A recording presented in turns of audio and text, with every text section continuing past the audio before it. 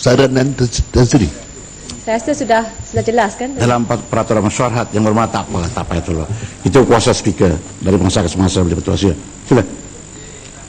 Terima kasih Tan Sri Yang Dipertua. Saya merujuk kepada warkah yang diberi di bawah peraturan mesyuarat 18.1 di mana usul saya yang mencadangkan dalam Dewan Yang Mulia ini kita berkumpul dengan satu matlamat dan satu suara tanpa dikekang batas agama, bangsa maupun haluan politik untuk mengangkat satu isu penting yang bukan sahaja menyentuh hati rakyat Malaysia, bahkan majoriti warga antarabangsa dunia, iaitu nasib 800,000 etnik penduduk Rohingya di Arakan, Myanmar yang antaranya terkorban dan terus diancam pembunuhan beramai-ramai.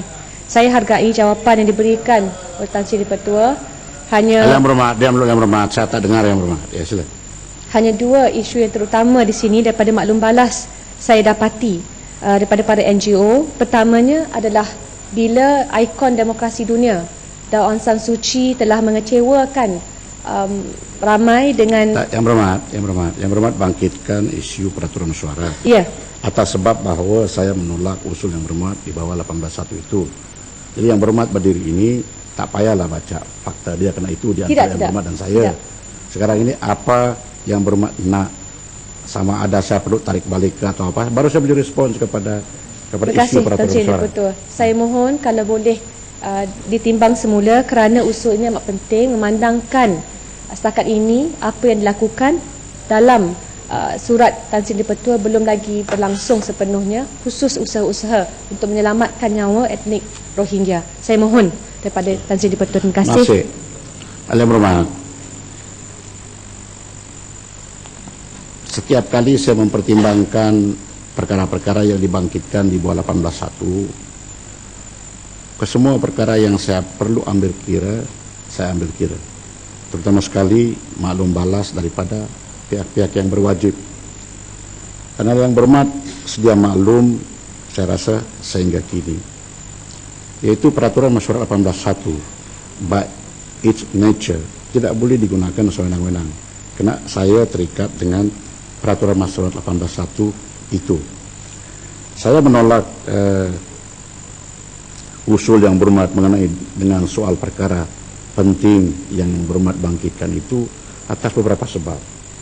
Pertama, sudah pun dijawab oleh Menteri dan itu ada dalam Hansard. Kedua, melanggar peraturan mesyuarat, di mana kalau yang berhormat rujuk kepada peraturan mesyuarat 23.1K dan peraturan mesyuarat 23.1L. 1K membicarakan dengan larangan sebut hal sebuah negara yang baik hubungannya dengan Malaysia. Kedua, peraturan mesyuarat 23.1L, yaitu pertanyaan yang akan nanti memerlukan jawaban mengenai dengan hal ihwal sesebuah negara asing yang ada hubungan baik dengan Malaysia. Dalam peraturan mesyuarat 368 juga, di situ tertera bahawa sifat ataupun kelakuan sesebuah ketua negara yang ada hubungan baik dengan Malaysia tidak juga boleh disentuh. Jadi saya tahu kadang-kadang alasan digunakan bahawa kenapa kalau hal-hal mengenai dengan soal Israel kita ada usul khas. Allah berhormat, kita tidak ada hubungan diplomatik dengan Israel.